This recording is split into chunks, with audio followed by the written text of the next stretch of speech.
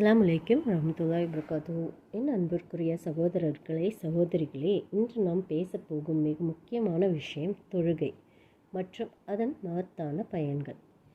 இஸ்லாமில் தொழுகை என்பது சாதாரண ஒரு வழிபாடு அல்ல, அது நம்முடைய வாழ்க்கையின் தூண். ஈமான் கொண்ட மனிதனுக்கும் அல்லாஹுக்கும் இடையிலான நேரடி தொடர்புதான் தொழுகை.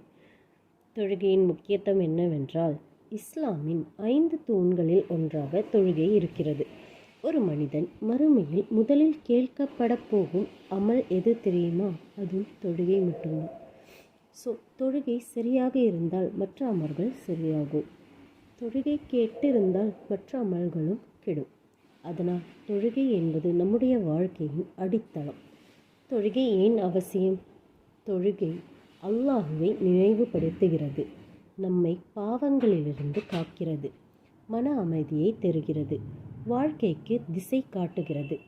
அல்லாஹு திருமறையில் கூறுகிறான், தொழுகையை நிலைநாட்டுங்கள். நிச்சயமாக தொழுகை அசிங்கமானவற்றிலிருந்தும் தீயவற்றிலிருந்தும் தடுக்கும். தொழுகையின் ஆன்மீக பயன்கள் என்னவென்றால், ஈமான் அதிகரிக்கும். தொழுகை செய்தால் அல்லாஹுவின் மீது நம்பிக்கை அதிகரிக்கும். இரண்டாவது பயன் என்னவென்றால், பாவங்கள் மன்னிக்கப்படும். ஒரு நாளில் 5 நேரம் தொழும் மனிதன் தினமும் தன்னை தானே சுத்தப்படுத்தி கொள்கிறார்.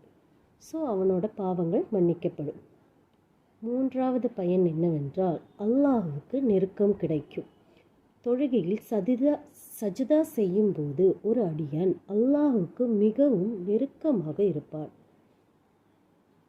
நண்பர்களே, தொழுகையின் மனநல பயன்கள் என்னவென்றால், மன அழுத்தம் குறையும், கோபம் கட்டுப்படும், கவலைகள் குறையும், உள்ளம் அமைதியாகும். இன்றைய உலகில் பலர் டிப்ரெஷன், ஸ்ட்ரெஸ் என்று தவிக்கிறார்கள். ஆனால் உண்மையான மருந்து என்னவென்றால் தொழுகை ஒன்று மட்டுமே. தொழுகை உடல் நல பயன்களை தருகிறது.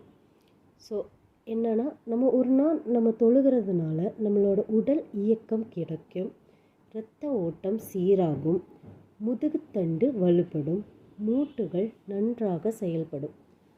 ருக்கு, சஜிதா போன்ற நிலைகள் ஒரு சிறந்த உடற்பயிற்சி போலவே செயல்படுகின்றன.